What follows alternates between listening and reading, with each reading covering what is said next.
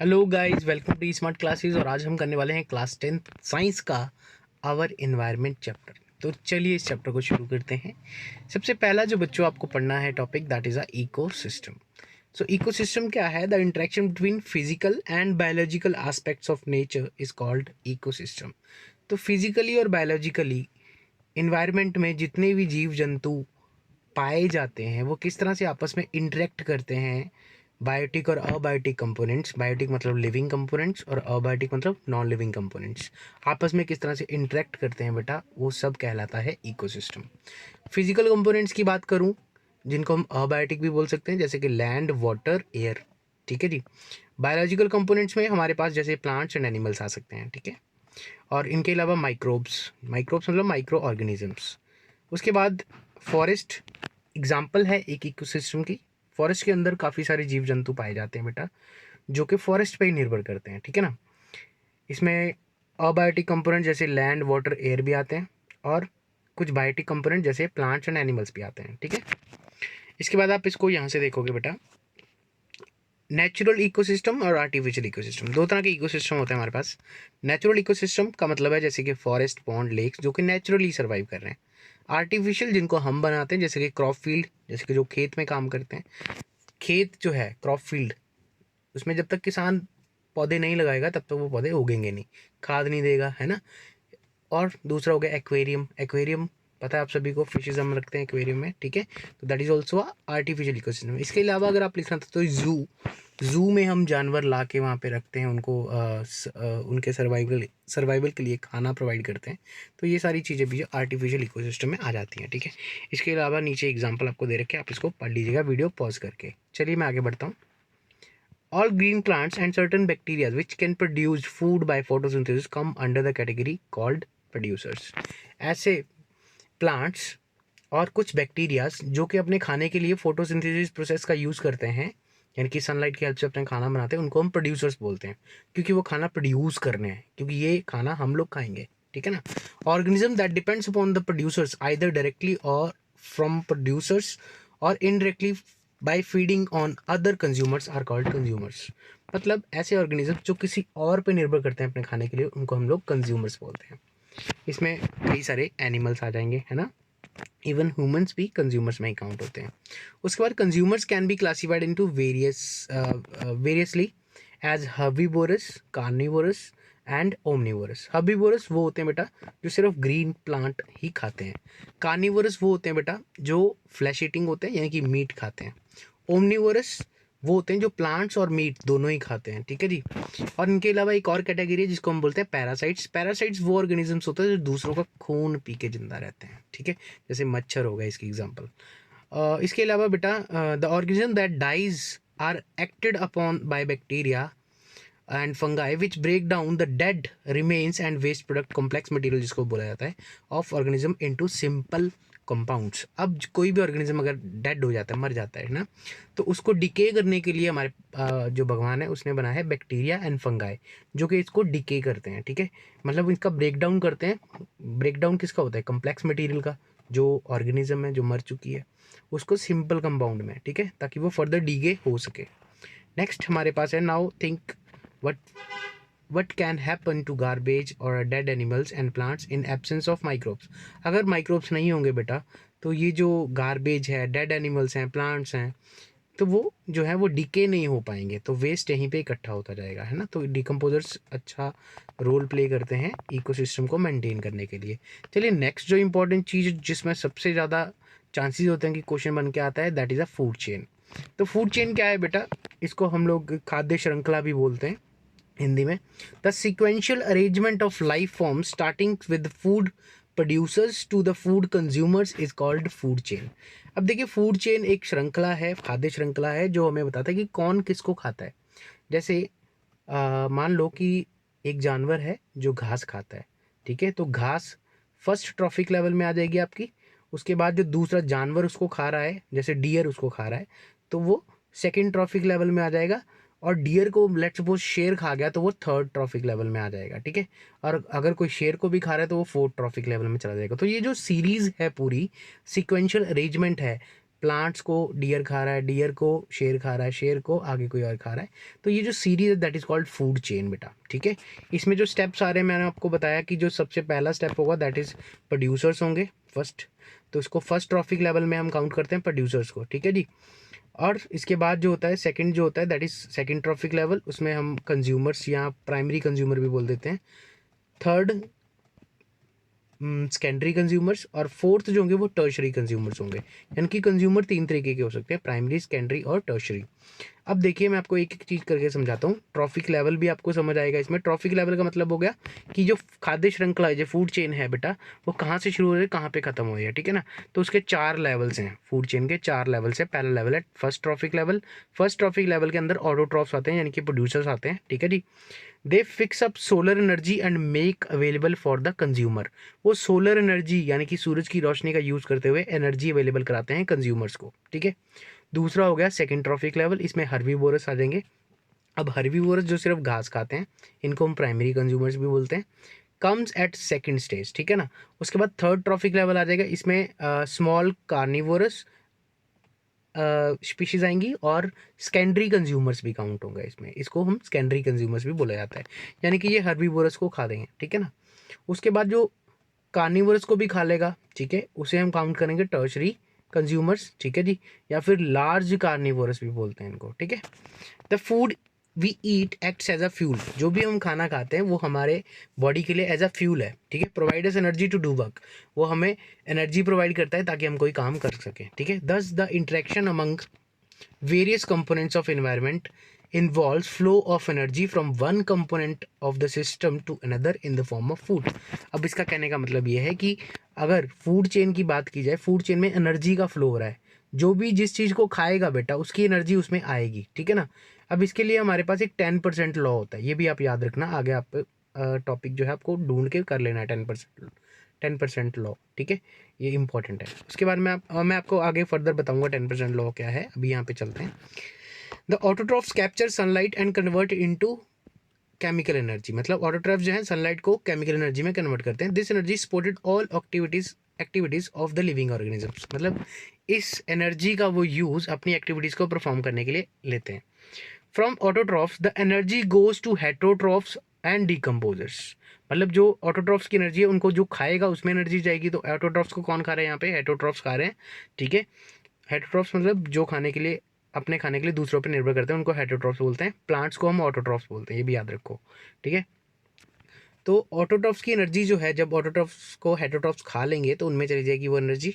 Some energy is lost to the environment in form which can not be use again, मतलब कुछ energy जो है वो loss कर जाएंगे, ठीक है, क्योंकि शिकार करना है, खाना है, तो उन चीज़ों में लॉस हो जाएगा। अगर हम कोई खेत में भी काम करेंगे, कोई फसल काट के लाएंगे तो एनर्जी तो जरूर लूज़ करेंगे ना, ठीक है ना। तो कुछ एनर्जी जो है वो लूज़ हो जाती है किसी भी फॉर्म में। The flow of energy between the various components of environment, अब आपको मैं बताता हूँ। देखिए ग्रीन प्लांट्स टेरेस्ट्रियल इकोसिस्टम में अगर देखा जाए are able to capture about 1% of energy of sunlight that falls to their leaves and convert it into food energy। अब इसका मतलब ये ग्रीन प्लांट्स जो हैं सनलाइट का सिर्फ 1% यूज़ करते हैं बेटा, जितनी भी सनलाइट उनके लीव से पड़ती है उसका 1% यूज़ करते हैं बेटा, ताकि वो अपना खाना बना सकें या खाने को तैयार कर सकें, फूड एनर्जी में कन्वर्ट कर सकें। नेक्स्ट है green plants eaten by primary consumer. अब ग्रीन प्लांट्स को प्राइमरी कंज्यूमर खाते हैं। A great deal of energy is lost as heat, अब जब वो खाना खाते हैं तो काफ़ी amount of heat energy release होती है। Some amount goes into digestion, कुछ जो है डाइजेशन में यूज़ हो जाती है, पचाने में, एंड इन डूइंग वर्क, और कुछ काम करने में, एंड रेस्ट जो बची हुई एनर्जी होगी goes towards the growth and reproduction. अब जो बची हुई एनर्जी होगी वो ग्रोथ एंड रिप्रोडक्शन में यूज़ करेंगे वो ऑर्गेनिज्म। कौन करेगा बेटा, प्राइमरी कंज्यूमर करेगा, ठीक है। उसके बाद an average of 10% of the food eaten is turn, sorry बेटा कहाँ थे हम, यहाँ थे। An average of 10% of food is turned into the body tissue which is available for next level of consumers. अब वो कह रहा है कि भैया जितनी भी एनर्जी उसने वहाँ पे यूज़ की थी उसका सिर्फ 10% जो बच गई, सॉरी, उसका भी सिर्फ 10% ही आगे किसी और कंज्यूमर के पास जाएगा जो भी इसको खाएगा। जैसे घास खाई डियर ने, डियर को खाया शेर ने, तो शेर के पास जो एनर्जी जा रही है वो डियर की जो बची हुई एनर्जी है उसका भी 10% है, ठीक है बेटा। Since nearly 10% energy is available for the next level of consumer, so that the number of steps of trophic level in the food chain is limited to 3 to 4। इसलिए ट्रॉफिक लेवल के अंदर सिर्फ 3 से 4 ही जो है लेवल्स होते हैं हमारे पास, क्योंकि सिर्फ 10% एनर्जी आगे कंज्यूम हो पा रही है, ठीक है।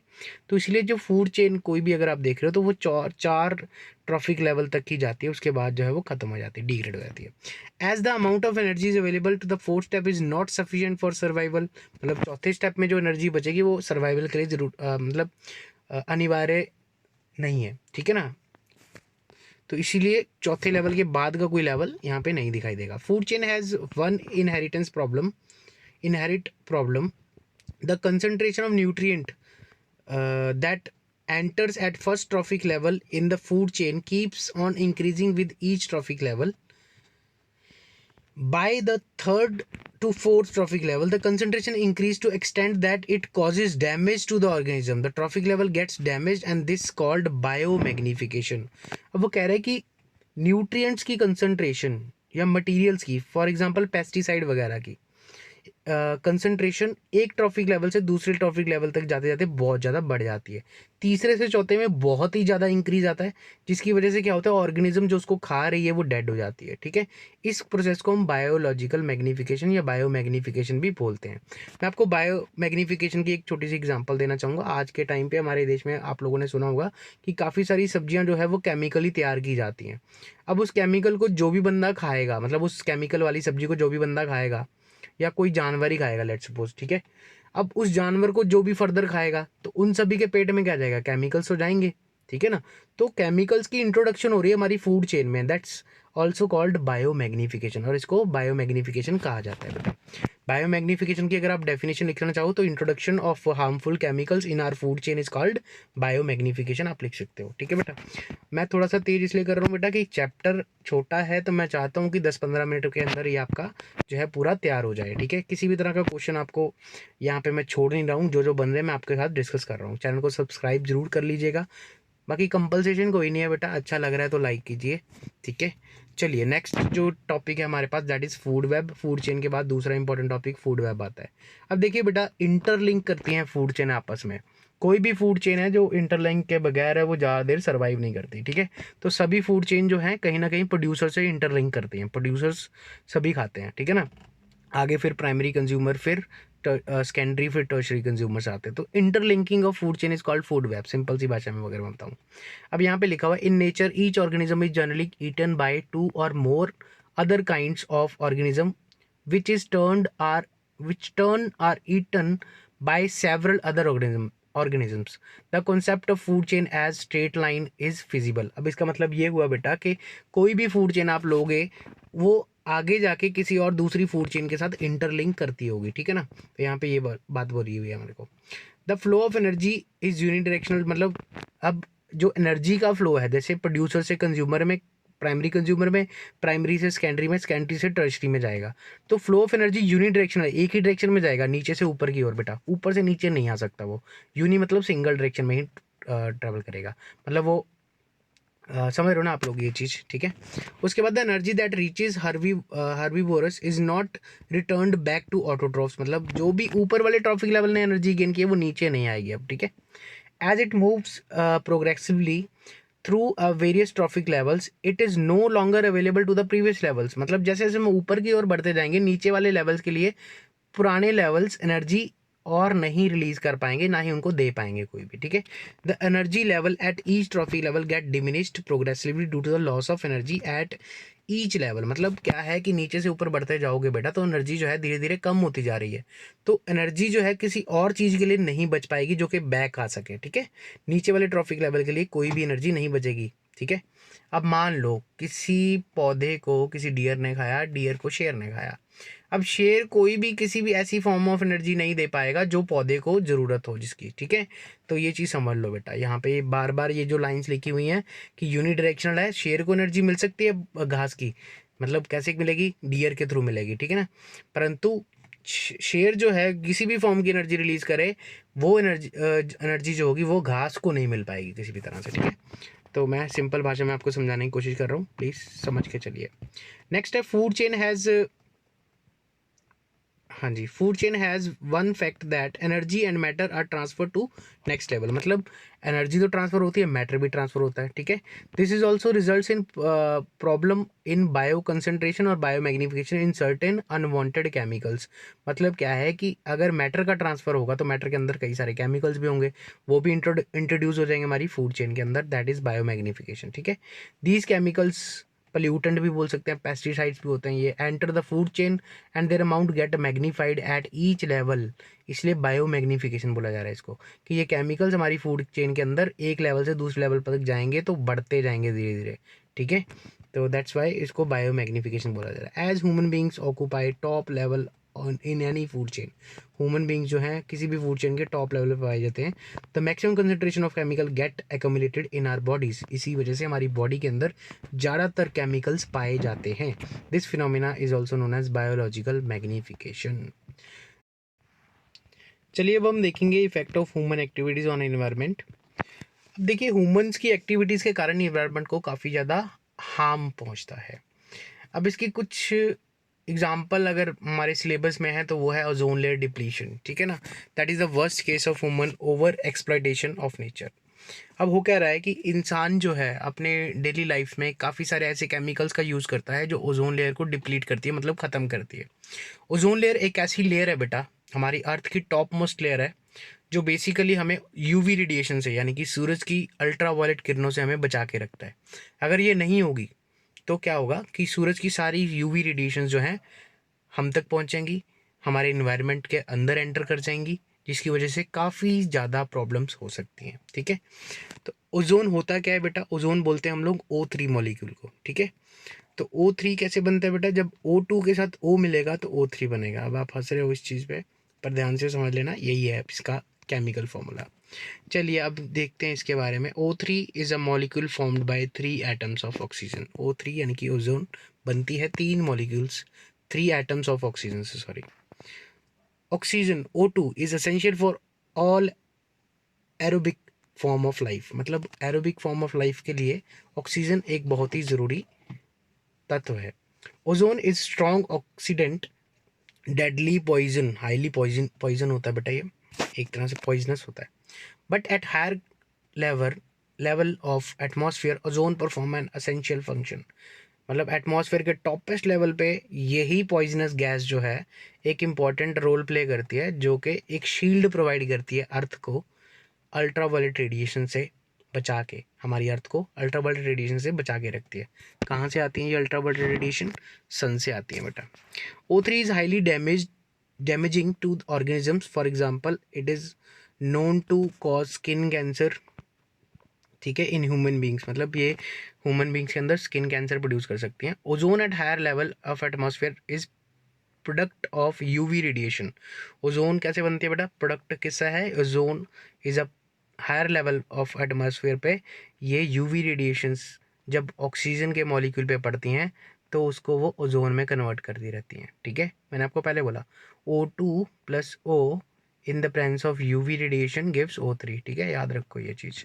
तो यहाँ पे क्या हो रहा है देखिए, the higher energy UV radiation क्या करती हैं, split a part of some molecule of O2 into free oxygen. मतलब O2 को पहले वो O में तोड़ेंगी, उसके बाद atomic oxygen combines with O2 to form ozone. अब ये जो नेसेंट ऑक्सीजन यानी कि फ्री ऑक्सीजन बनी है, अब ये O2 के साथ रिएक्ट करेगी और क्या बना देगी, ओजोन बना देगी बेटा, O3 बना देगी, ठीक है। The amount of ozone in the atmosphere begins to drop sharply in 1980s। 1980 से लेके अब तक हम देख रहे हैं कि जो ओजोन लेयर है वो थिन होती जा रही है। This decrease has been linked to synthetic chemicals. अब ये इसलिए हो रहा है क्योंकि हम काफ़ी सारे सिंथेटिक केमिकल्स का यूज़ कर रहे हैं, जैसे कि क्लोरोफ्लोरोकार्बन जिनको हम CFCs बोलते हैं। जनरली क्लोरोफ्लोरोकार्बन्स पुराने रेफ्रिजरेटर्स, फायर एक्सटिंग्विशर्स में यूज़ किया जाता था, जो कि अब काफ़ी जगह पे बैन भी कर दिया गया है। 1987 में देखा गया था कि यूनाइटेड नेशन एनवायरनमेंट प्रोग्राम के अंदर एक एग्रीमेंट हुआ था कि इन सब चीज़ों का CFC वगैरह का जो है यूज़ जो है वो बंद कर देना चाहिए, ठीक है ना। तो CFC फ्री रेफ्रिजरेंट का यूज़ मतलब वहाँ पे बनाना शुरू हुआ था और यूज़ किया गया था इनको, जिनके जगह पे CFC फ्री रेफ्रिजरेंट कूलेंट्स का यूज़ किया गया था, ठीक है। तो इसके बारे में ज़्यादा नहीं आपको जानना है, बस सिंपल आपको पता होना चाहिए। अच्छा, ओजोन लेयर के बारे में कुछ और चीज़ें आपको जो पूछी जा सकती हैं। ओजोन लेयर डिप्लीशन क्या है, ठीक है। The remover of toppest most layer of atmosphere, ठीक है, by use of CFC and other pollutant gases, ठीक है जी। तो थिन होती है ओजोन लेयर, थिन होती जा रही है, this is called ozone layer depletion. आप लिख के आ सकते हो। कॉज पूछे जा सकते हैं, इफेक्ट पूछे जा सकते हैं। इफेक्ट में आप लिख सकोगे भैया स्किन कैंसर हो जाता है ना, आई साइट पे भी असर पड़ता है, ठीक है, और भी इन्वायरमेंटल कॉन्सिक्वेंसेज हो सकते हैं। ऐसी चीज़ों को आप वहाँ पे मेंशन करके आ सकते हो, ठीक है।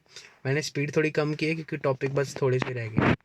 लास्ट हमारे पास managing the garbage we produced. अब जो भी कचरा हम प्रोड्यूस करते हैं उसको कैसे मैनेज करना चाहिए ताकि इन्वायरमेंट पे कोई भी खासा फ़र्क ना पड़े।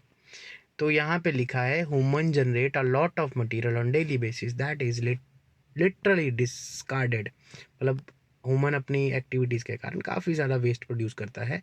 All the material that we seen in a nature follow one of three pathway. अब इनको हम किसी इनमें से कोई तीन तरीकों से थोड़ा सा मैनेज कर सकते हैं। पहला है some act as resources for other life form, they can enter into microbic pathway and be degraded for ever quickly. Enzymes exist and called biodegradable. अब कुछ ऐसे वेस्ट मटेरियल्स होते हैं जो बायोडिग्रेडेबल होते हैं। बायोडिग्रेडेबल का मतलब होता है जिनको नेचर के द्वारा ख़त्म किया जा सकता है, ठीक है। तो उनसे हम खाद वगैरह बना लेंगे, है ना। तो ऐसी चीज़ों का यूज़ कर सकते हैं हम लोग। वेस्ट में से इनको अलग करके इनकी खाद बना ले, जिसको मैन्योर बोलते थे, 8th क्लास में आपने पढ़ा भी होगा, ठीक है। तो ये चीज़ें हो सकती हैं जिनमें हम काफ़ी सारे एंजाइम्स वगैरह का यूज़ करते हैं, ठीक है। उसके बाद सेकंड पॉइंट है some act as resource very few life forms there enter into microbic pathway is difficult and hence take a lot of time to be degraded forever, that are called biodegradable, ठीक है। अब यहाँ पे बोला है कि कुछ ऐसे और भी सब्सटेंसेस हो सकते हैं जो कि बायोडिग्रेडेबल तो होंगे परंतु उनको बनने में बहुत टाइम लगेगा, ठीक है। तो उनकी भी डिग्रेडेशन आपको करनी तो पड़ेगी बेटा, ताकि नेचर में वेस्ट की प्रोडक्शन कम हो पाए, ठीक है। Other material, next third point हमारे पास, other materials which do not gain enter into metabolic pathway remains forever in the ecosystem and are called non biodegradable. अब इसमें नॉन बायोडिग्रेडेबल सब्सटेंसेस की बात हुई है कि ऐसे कई सब्सटेंसेस होंगे जो कि नेचर के द्वारा ख़त्म नहीं किए जा सकते, तो उनको कोई अदर केमिकल प्रोसेस के द्वारा ख़त्म किया जाए, ठीक है। जैसे फॉर एग्जांपल प्लास्टिक है, आप उसको चाहे मिट्टी में गाड़ दो, आप उसको जला दो, वो किसी भी तरह से जो है वो ख़त्म नहीं होगा, डिग्रेड नहीं होगा नेचर के द्वारा। अब 10 साल बाद भी प्लास्टिक को अगर मिट्टी में खोद के गड्ढा खोद के मिट्टी को उसमें प्लास्टिक को डाल दो, तो उसमें 10 साल 20 साल बाद में निकालोगे तो वहाँ पे प्लास्टिक ऐसे का ऐसे ही मिलेगा, थोड़ा बहुत डिग्रेड होगा, ठीक है। तो प्लास्टिक वेस्ट एक ऐसा वेस्ट है बेटा जो नॉन बायोडिग्रेडेबल है और जिसको ख़त्म नहीं किया जा सकता एनवायरनमेंट के द्वारा। तो हम इसका यूज़ कम कर सकते हैं। इसके लिए आप वहाँ पे 3R का यूज़ कर सकते हो, रिड्यूस, रिसाइकल, रीयूज़, ठीक है ना। तो ये आपने पढ़े भी होंगे थोड़े से, ये अगर आपको बता दूँ तो 15 चैप्टर में आपको मिलेगा 3R। तो प्लास्टिक वेस्ट को कम करने के लिए 3R का यूज़ करते हैं, रिड्यूस, रिसाइकल, रीयूज़। थोड़ा सा पढ़ लेना इसके बारे में, ठीक है। अब यहाँ पे case of disposal cups in train, ये आपको खुद पढ़ लेना बेटा, इसमें कुछ ज़्यादा नहीं है, ठीक है। केस स्टडी बन के आ सकती है, आप थोड़ा बहुत इसको पढ़ोगे तो आपको समझ भी आ जाएगा डिस्पोज कैसे करना चाहिए, कैसे इसको रीयूज़, रिसाइकल में लेके आना चाहिए या नहीं करना चाहिए हमें ये डिस्पोजेबल कप्स का यूज़। तो वटएवर आप इसमें जो है अपनी तरफ से लिख सकते हो। इसके जगह पे हम कुल्हड़ का यूज़ कर सकते हैं। तो काफ़ी ऐसी चीज़ें यहाँ पे लिखी हुई हैं, आप पढ़ लेना। इस पैरा में यही सब है। आई होप सो बेटा आप सभी को ये चैप्टर अच्छे से समझ आ गया होगा, ठीक है। नोट्स आप स्क्रीनशॉट ले लेना, मैंने बड़े आराम आराम से आपको ये सारा चलाया है, ठीक है। तो बाकी इन केस जिस भी बच्चे को किसी भी चैप्टर के साइंस के नोट्स चाहिए बेटा, तो आप मेरा नंबर ले लो 9780286290। तो मैं आपको व्हाट्सएप, जब आप मेरे को व्हाट्सएप कर दोगे कि सर नोट्स चाहिए, जिस भी चैप्टर के चाहिए मैं आपको प्रोवाइड कर दूंगा, ठीक है। स्टडी मटेरियल चाहिए वो भी मिल जाएगा। तो होप सो आपको वीडियो समझ आई, चैप्टर समझ आया, ठीक है। तो जल्दी से चैनल को सब्सक्राइब और लाइक ज़रूर कर लीजिएगा और अपने फ्रेंड्स के साथ शेयर ज़रूर किया करो, ठीक है। ओके बाय बेटा, टेक केयर।